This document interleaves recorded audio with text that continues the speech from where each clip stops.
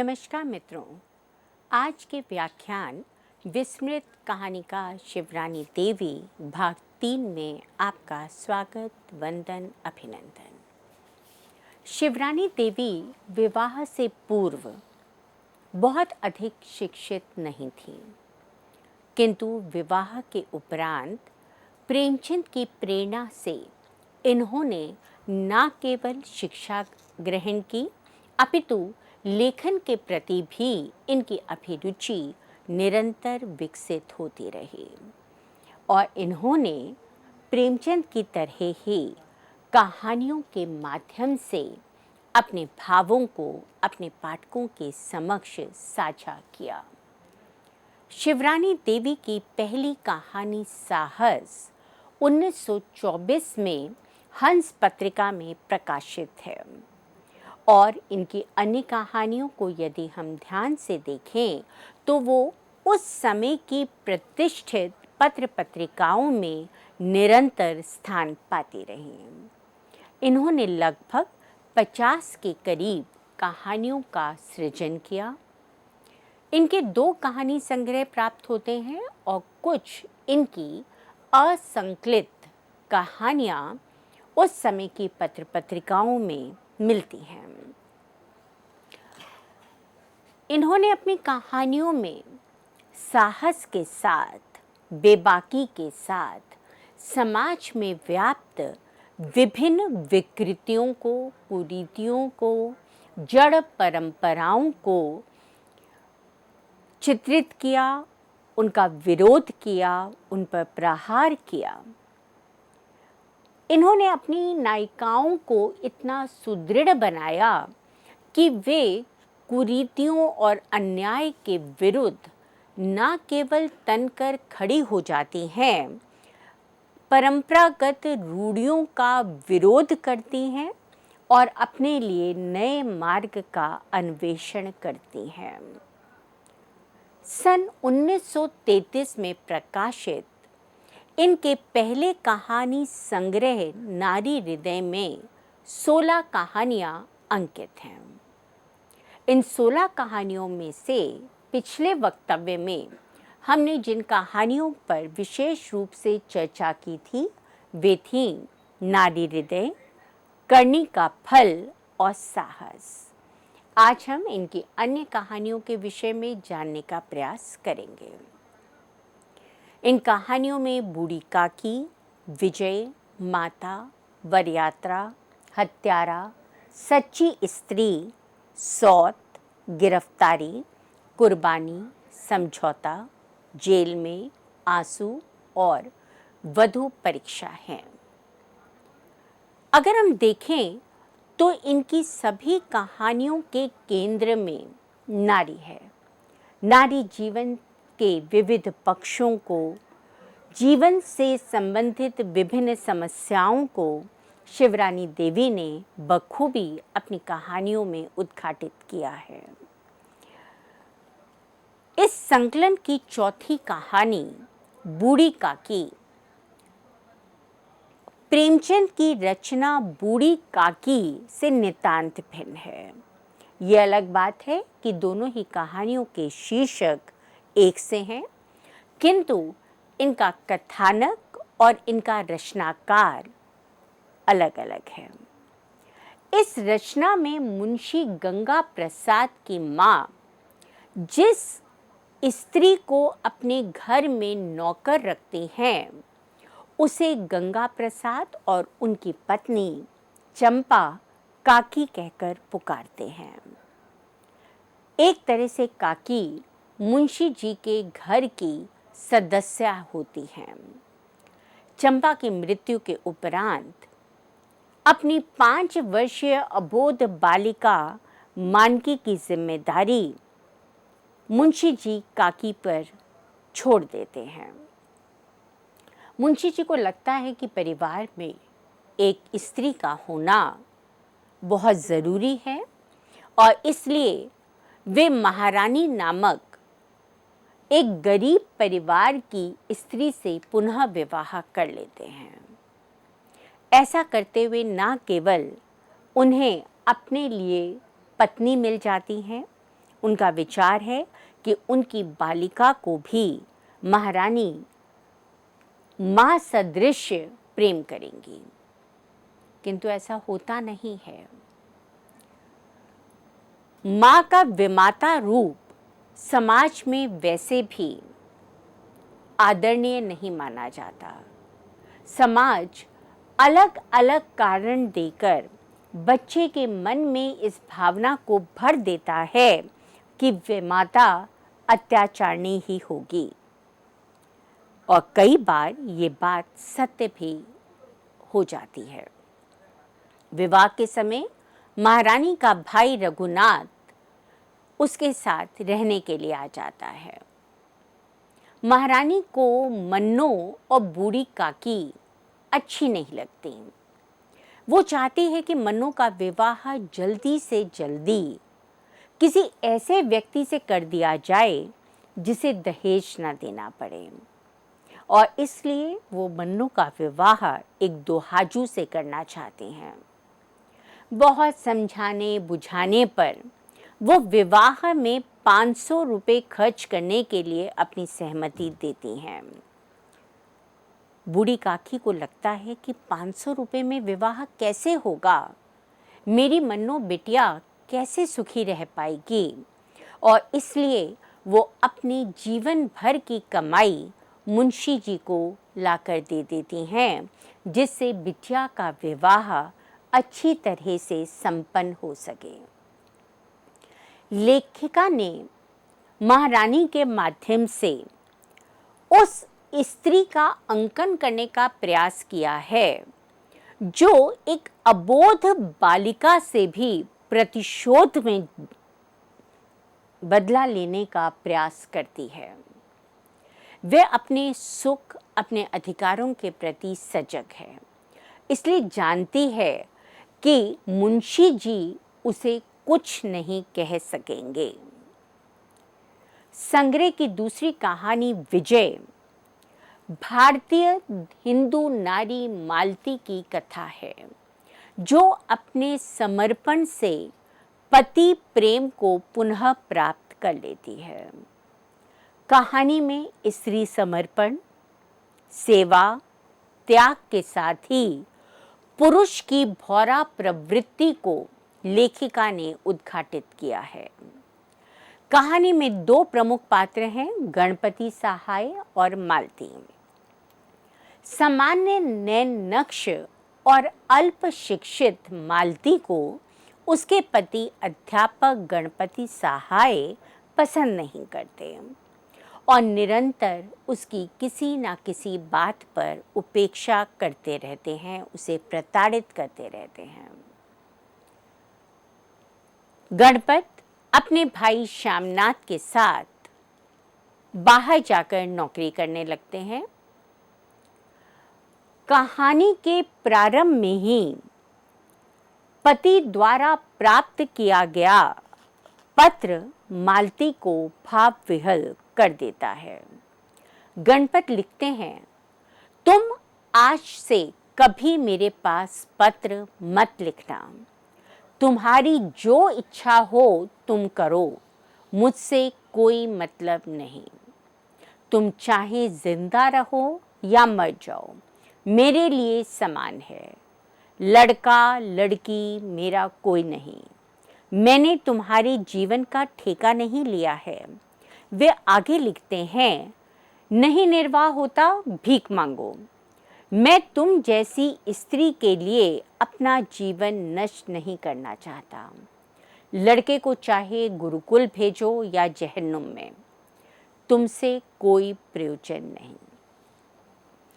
इतना कटु पत्र लिखकर गणपत को लगता है कि उन्होंने पति धर्म का निर्वाह कर लिया और अब वो किसी भी दायित्व के लिए स्वतंत्र हैं। गणपत अपनी इच्छाओं की पूर्ति के लिए वैश्या उल्फत जान से रागात्मक संबंध बनाते हैं, किंतु शीघ्र ही उनके रोग ग्रसित होने पर उनकी सारी जमा पूंजी इकट्ठा करके उल्फत जान उन्हें छोड़कर चली जाती हैं। बीमार गणपत की सेवा समिति का स्वयंसेवक जयनाथ करता है। ये जयनाथ वास्तव में मालती है, जो पति के रोगग्रस्त होने पर उनकी सेवा करने के लिए भागी चली आई थी। स्वास्थ्य लाभ होने पर जयनाथ गणपति से अपनी पत्नी को बुलाने का आग्रह करता है और तब गणपत इस बात को स्वीकार करते हैं कि उन्होंने अपनी पत्नी के साथ अच्छा व्यवहार नहीं किया। गणपत की आत्म स्वीकारोक्ति है, अब मुझे मालूम हुआ कि औरत में कौन सी चीज़ मूल्यवान होती है। वह स्त्री का आत्मसमर्पण है। रूप, लावण्य और सुरुचि सबका मज़ा ले चुका हूँ। अब मुझे मालूम हुआ कि आत्मसमर्पण के द्वारा ही स्त्री पुरुष पर राज कर सकती है। वे आगे कहते हैं, रूप और चाल ढाल से मन को एक क्षण के लिए उत्तेजना मिल जाती है और बस आत्मा को संतोष होता है तो आत्मसमर्पण से। और मेरा ख्याल है स्त्री भी पुरुष पर प्राण देगी तो यही देखकर ही। कहानी के अंत में जब गणपत अपनी भूल को स्वीकार कर लेते हैं तो मालती भी उन्हें अपनी वस्तु स्थिति से अवगत करा देती हैं और दोनों सुखपूर्वक जीवन यापन करने लगते हैं।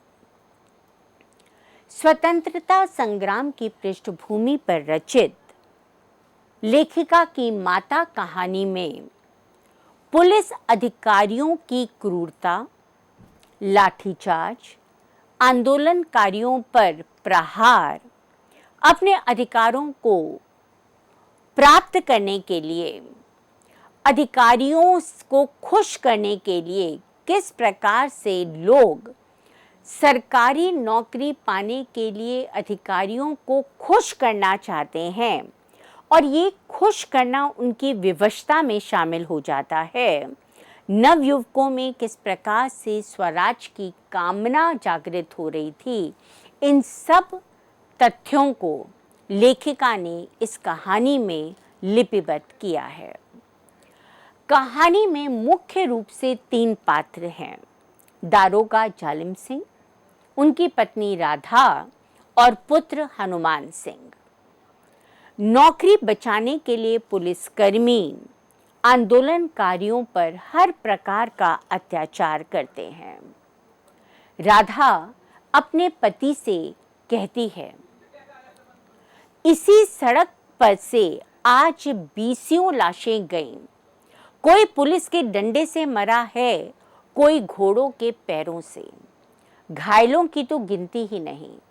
सब तुम्हारे नाम को रो रहे थे। तुमने आदमियों को मारने का ठेका लिया है, तो जिलाने का भी ठेका लेना चाहिए था। क्या उस वक्त सो रहे थे?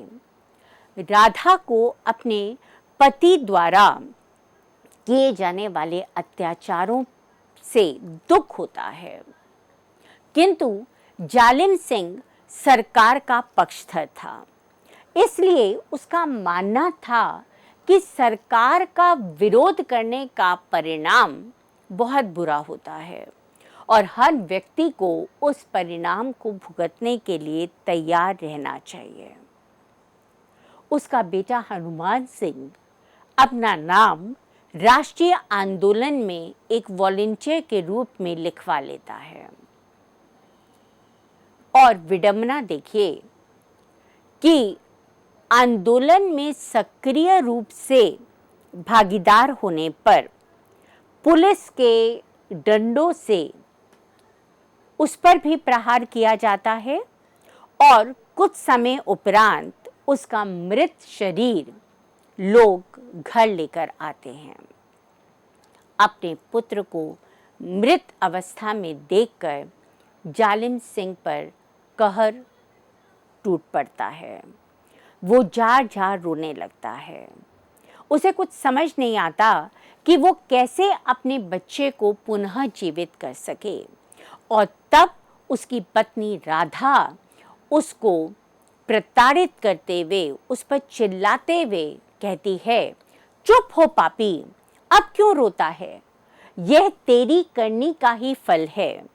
अब तुझे मालूम होगा कि बेटे के मरने के बाद दुख कैसा होता है।